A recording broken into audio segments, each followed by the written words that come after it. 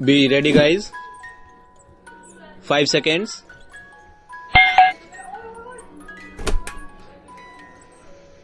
Start. Mr.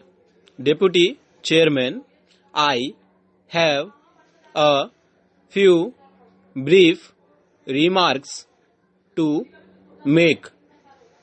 If I may say so, I think in this honorable house, when we discuss such a matter as this, it would be better and in the fitness of things if we discuss it in terms of principles instead of introducing names of individuals.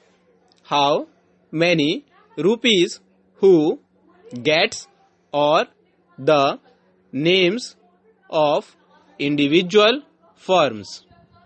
I am not in the least interested to defend high salaries paid by any business firm either in Civic Street, Calcutta, or in any other street anywhere else. But I think as a matter of principle, we should avoid mentioning names of individuals and firms because it seems to be unjust and unfair.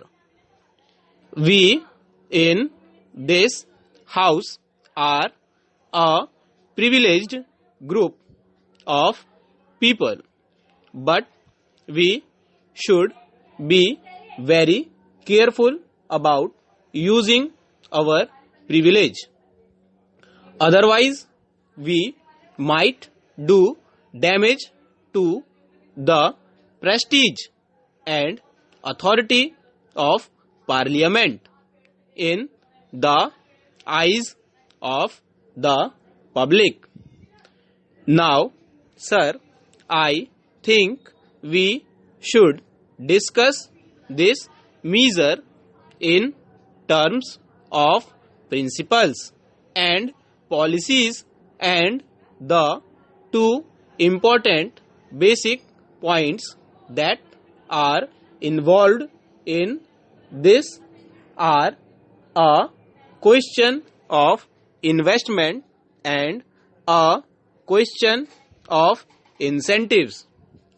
We have decided to bring about what we call a socialist society in this country. And a socialist society does not mean that we should engage ourselves in working out a just distribution of poverty.